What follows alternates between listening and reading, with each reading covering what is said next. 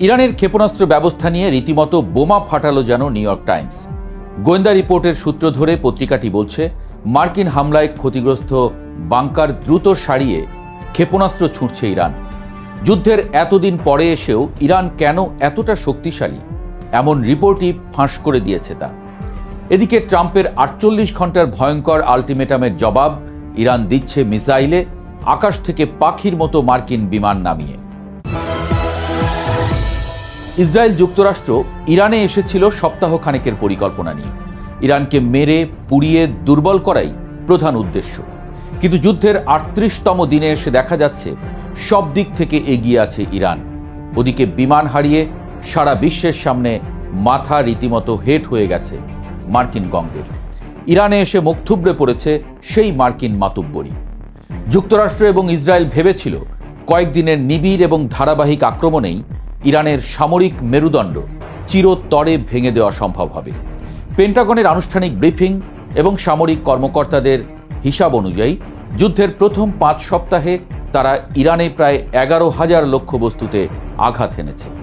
White house এবং মার্কিন প্রতিরক্ষা মন্ত্রী পিট হেগসেথ অত্যন্ত আত্মবিশ্বাসের সঙ্গে বারবার দাবি করে আসছিলেন তাদের হামলায় ইরানের ব্যালিস্টিক ক্ষেপণাস্ত্র এবং ড্রোন ছোড়ার ক্ষমতা 90% কমে গেছে। তাদের নৌবাহিনী প্রায় নির্মূল হয়ে গেছে এবং অস্ত্র উৎপাদন স্থাপনাগুলো ধ্বংসস্তূপে পরিণত হয়েছে। মার্কিন প্রশাসনের ধারণা ছিল ইরানের আকাশ সীমায় এখন যুক্তরাষ্ট্র এবং ইসরায়েলের একচ্ছত্র আধিপত্য তৈরি হয়েছে। কিন্তু যুদ্ধক্ষেত্রের প্রকৃত পরিস্থিতি এবং নিউ ইয়র্ক টাইমসের গোয়েন্দা প্রতিবেদন সম্পূর্ণ ভিন্ন এক বাস্তবতার চিত্র তুলে ধরছে। প্রতিবেদন বলছে, মার্কিন হামলায় মাটির নিচে যেসব বাংকার বা ক্ষেপণাস্ত্রের সাইলোগুলো ধ্বংস হয়েছে বলে পেন্টাগন দাবি করে আসছিল, সেগুলো আসলে স্থায়ীভাবে বিকল হয়নি। ইরানি সামরিক বাহিনী অত্যন্ত সুপরিকল্পিতভাবে এবং দ্রুততার সঙ্গে কাজ করছে। তারা বুলডোজার এবং ভারী যন্ত্রপাতি ব্যবহার করে মাটি খুঁড়ে সেই ধ্বংসস্তূপের নিচ থেকেই লঞ্চারগুলো বের করে আনছে। বিমান হামলার মাত্র কয়েক ঘন্টার মধ্যেই সেই লঞ্চারগুলো পুনরায় সচল করে যুক্তরাষ্ট্র ও তার মিত্রদের বিভিন্ন ঘাঁটির দিকে তাক করা হচ্ছে। মার্কিন গোয়েন্দা সংস্থাগুলো এখন স্বীকার করতে বাধ্য হচ্ছে যে ইরানের হাতে ঠিক কতগুলো আসলে লঞ্চার বা ক্ষেপণাস্ত্র অক্ষত আছে সে সম্পর্কে তাদের কাছে কোনো সুনির্দিষ্ট বা নির্ভরযোগ্য তথ্য নেই। ইরান অত্যন্ত চতুরতার সঙ্গে প্রচুর পরিমাণে ভুয়া এবং দামি ক্ষেপণাস্ত্র ও লঞ্চার ব্যবহার করে প্রতিনিয়ত মার্কিন স্যাটেলাইট এবং নজরদারি ব্যবস্থাকে বোকা বানিয়ে চলেছে। সামরিক পরাশক্তি হিসেবে যুক্তরাষ্ট্র সবসময় তাদের বিমান বাহিনীর অপরাজেয় ক্ষমতার কথা সারা বিশ্বে প্রচার করে এসেছে। বর্তমান মার্কিন প্রশাসনও ঘোষণা করেছিল ইরানের আকাশে তাদের যুদ্ধ বিমানগুলোর অবাধ বিচরণ রয়েছে এবং তেহরানের রাডার বা আকাশ প্রতিরক্ষা ব্যবস্থা তা ঠেকানোর কোনো সামর্থ্য নেই। কিন্তু এই অজেয় ভাবমূর্তির পতন ঘটেছে অত্যন্ত শোচনীয়ভাবে। ইরানের নিজস্ব প্রযুক্তিতে তৈরি আকাশ প্রতিরক্ষা ব্যবস্থার সুনির্দিষ্ট আঘাতে যুক্তরাষ্ট্রের অত্যাধুনিক F-15E স্ট্রাইক ঈগল এবং A-10 থান্ডারবোল্টের মতো যুদ্ধ বিমান ভূপাতিত হয়েছে। এই ঘটনা শুধু পেন্টাগনকেই হতবাক করেনি, পুরো বিশ্বের সামরিক পর্যবেক্ষকদের কাছে মার্কিন শ্রেষ্ঠত্বের দাবিকে ব্যাপকভাবে প্রশ্নবিদ্ধ করেছে। ভূপাতিত একটি যুদ্ধ বিমানের নিখোঁজ ক্রুকে উদ্ধার করতে গিয়ে যুক্তরাষ্ট্রকে যে চরম মাত্রার দুঃসাহসিক এবং বিপজ্জনক সামরিক অভিযান চালাতে হয়েছে তা তাদের বর্তমান অসহায়ত্বকেই সবচেয়ে বেশি স্পষ্ট করে। মার্কিন স্পেশাল অপারেশন ফোর্সেসের কমান্ডোরা যখন ঝুঁকি নিয়ে ইরানি ভূখণ্ডের অনেকটা ভেতরে প্রবেশ করে উদ্ধার তৎপরতা চালাচ্ছিলেন, তখন তারা চারপাশ থেকে প্রবল হামলার শিকার হন। নিখোঁজ ক্রুর অবস্থান শনাক্ত করার পর উভয় পক্ষের মধ্যে তুমুল গোলাগুলি হয়। এই উদ্ধার অভিযানের পরিস্থিতি এতটাই নিয়ন্ত্রণের বাইরে চলে গিয়েছিল যে ক্রু এবং কমান্ডোদের নিরাপদে ফিরিয়ে নেওয়ার জন্য পাঠানো দুটি বিশাল মার্কিন পরিবহন উড়োজাহাজ ইরানের একটি প্রত্যন্ত অঞ্চলে আটকা পড়ে। শেষ পর্যন্ত ওই উড়োজাহাজ দুটি যাতে কোনোভাবেই ইরানি বাহিনীর হস্তগত না হয় বা তাদের প্রযুক্তির নাগালে না যায়, সেজন্য বাধ্য হয়ে বিস্ফোরক দিয়ে নিজেদের উড়োজাহাজ নিজেদেরই ধ্বংস করে আসতে হয়েছে মার্কিন বাহিনীকে।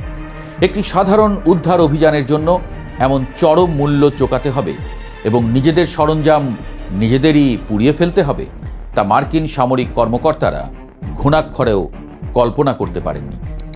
এই অভাবনীয় সামরিক বিপর্যয়ের পাশাপাশি রাজনৈতিক ময়দানে ডোনাল্ড ট্রাম্পের দেওয়া প্রকাণ্ড হুমকিগুলো একে একে মাঠে মারা যাচ্ছে।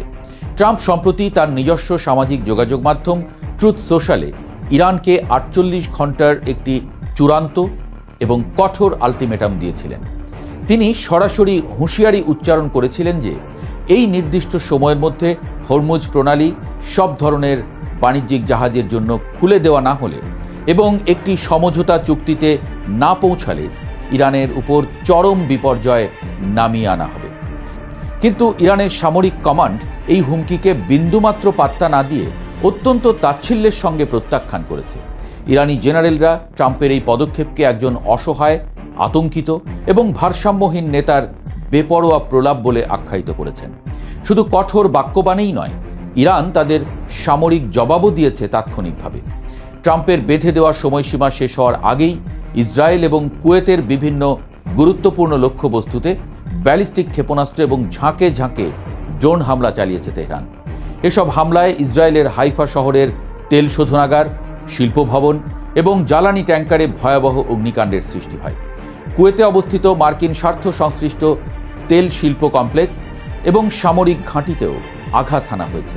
এটি অত্যন্ত স্পষ্টভাবে প্রমাণ করে যে নিরবচ্ছিন্ন হামলার 1 মাসের বেশি সময় পার হবার পরও ইরানের সামরিক কমান্ড কাঠামো সম্পূর্ণ অক্ষত এবং কার্যকর আছে। তারা নিজেদের সুবিধা মতো যে কোনো সময় যে কোনো স্থানে নিখুঁত আক্রমণ শানাতে সক্ষম। যুক্তরাষ্ট্রের অভ্যন্তরীণ রাজনীতি, সাধারণ জনমত এবং সামগ্রিক অর্থনীতিতেও এই দীর্ঘায়িত যুদ্ধের মারাত্মক নেতিবাচক প্রভাব পড়তে শুরু করেছে। রয়টার্স, ইপসসের মতো আন্তর্জাতিক স্বীকৃত প্রতিষ্ঠানের সাম্প্রতিক জরিপে দেখা গেছে 2/3 মার্কিন নাগরিক এই অন্তহীন সংঘাতের দ্রুত সমাপ্তি চাইছেন। সাধারণ মার্কিনিরা তীব্রভাবে মনে করছেন এই যুদ্ধে যুক্তরাষ্ট্রের করদাতাদের যে বিপুল পরিমাণ অর্থ প্রতিদিন পুড়ছে তার কোনো যৌক্তিকতা নেই। যুদ্ধের শুরুতে প্রশাসনের পক্ষ থেকে কোনো সুনির্দিষ্ট লক্ষ্যমাত্রা নির্ধারণ করা হয়নি এবং সময়ের সঙ্গে সঙ্গে উদ্দেশ্যগুলো বারবার পরিবর্তন করা হয়েছে। শুরুতে বলা হয়েছিল ইরানের পারমাণবিক সক্ষমতা ধ্বংস করাই প্রধান লক্ষ্য। এরপর বলা হলো ব্যালিস্টিক ক্ষেপণাস্ত্র সক্ষমতা নষ্ট করা হবে। কিন্তু বাস্তবে কোনোটিতেই কাঙ্ক্ষিত সাফল্য আসেনি। উল্টো যুক্তরাষ্ট্রের সাধারণ সেনাদের জীবন এখন মারাত্মক ঝুঁকির মুখে পড়েছে বলে 86% মার্কিন নাগরিক গভীরভাবে বিশ্বাস করেন। যুদ্ধের প্রত্যক্ষ প্রভাবে বিশ্ববাজারে জ্বালানি তেলের দাম হুহু করে বাড়ছে। হরমুজ প্রণালীতে সৃষ্ট অচলাবস্থার কারণে সাপ্লাই চেইন বা সরবরাহ ব্যবস্থা ভেঙে পড়ায় যুক্তরাষ্ট্রের ভেতরেও মূল্যস্ফীতি বাড়ছে, যা সাধারণ মানুষের দৈনন্দিন জীবনযাত্রাকে কঠিন করে তুলেছে। দেশের অভ্যন্তরে অর্থনৈতিক অস্থিতিশীলতা চরম আকার ধারণ করায় ট্রাম্পের নিজ দল রিপাবলিকান পার্টির অনেক প্রভাবশালী আইন প্রণেতাও এখন যুদ্ধের বিপক্ষে প্রকাশ্য অবস্থান নিতে শুরু করেছেন। তারা প্রশাসনকে স্পষ্ট জানিয়ে দিয়েছেন, কংগ্রেসের আনুষ্ঠানিক অনুমোদন এবং সুনির্দিষ্ট যুদ্ধ পরিকল্পনা ছাড়া এই সংঘাতে তারা আর কোনো বাড়তি অর্থায়ন বা সামরিক বাজেট সমর্থন করবেন না।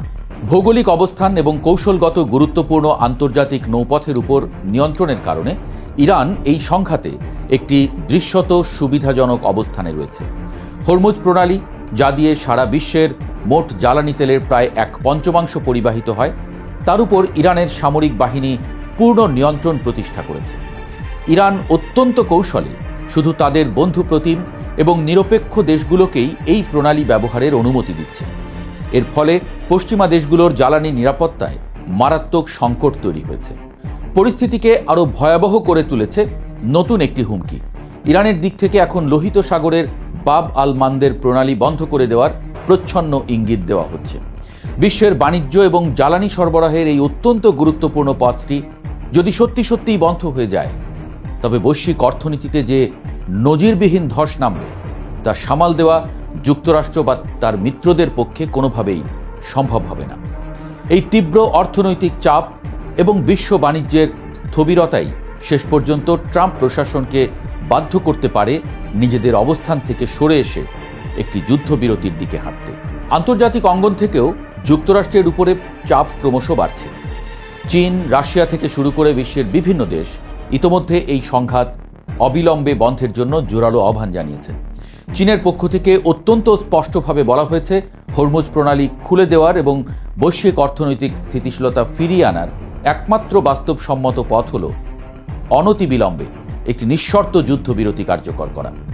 কিন্তু এসব আন্তর্জাতিক আহ্বানের পরও ট্রাম্প প্রশাসন এখনও তাদের হারানো সামরিক শ্রেষ্ঠত্ব প্রমাণের এক ব্যর্থ ও মরিয়া চেষ্টায় মগ্ন রয়েছে। তারা প্রতিদিন নতুন নতুন কাল্পনিক সাফল্যের দাবি করছে। অন্যদিকে ইরান সেই পশ্চিমা আঘাতগুলো হজম করে দ্বিগুণ শক্তিতে পাল্টা আঘাত হানছে। ইরানের মাটিতে ভূপাতিত মার্কিন যুদ্ধ বিমানগুলোর পুড়ে যাওয়া ধ্বংসাবশেষ যেন ট্রাম্প প্রশাসনের ভুল নীতি, অতি আত্মবিশ্বাস এবং কৌশলগত ব্যর্থতারই সবচেয়ে বড় প্রতীক হয়ে দাঁড়িয়েছে। একটি দ্রুত, সস্তা এবং নির্ধারক বিজয়ের মিথ্যা আশায় মধ্যপ্রাচ্যে যে বিশাল যুদ্ধের আগুন জ্বালানো হয়েছিল, সেই আগুনে এখন খোদ যুক্তরাষ্ট্রের বৈশ্বিক প্রভাব, সামরিক অহংকার এবং অভ্যন্তরীণ অর্থনীতি পুড়তে শুরু করেছে। যুদ্ধের ৩৮তম দিনে এসে এটি দিনের আলোর মতোই পরিষ্কার যে ইরানকে দুর্বল করে তাদের সম্পূর্ণ পরাস্ত করার যে পশ্চিমা ছক আঁকা হয়েছিল তা আক্ষরিক অর্থেই মুখ থুবড়ে পড়েছে। মাটির গভীর থেকে অবিশ্বাস্য দ্রুততায় বের করে আনা ক্ষেপণাস্ত্রের লঞ্চারগুলো অজেয় দাবির বিপরীতে আকাশ থেকে ভূপাতিত হওয়া মার্কিন যুদ্ধবিমান আর হরমুজ প্রণালীতে আটকে থাকা পশ্চিমাদের বিশাল বাণিজ্য জাহাজগুলো একটাই প্রমাণ দিচ্ছে, ইরান এখন আগের তুলনায় যে কোনো সময়ের চেয়ে অনেক বেশি আত্মবিশ্বাসী, প্রস্তুত এবং শক্ত অবস্থানে রয়েছে। বিশ্ব মোড়ল হিসেবে যুক্তরাষ্ট্রের যে অজেয় এবং প্রশ্নাতীত ভাবমূর্তি ছিল তা এখন চরম সংকটে।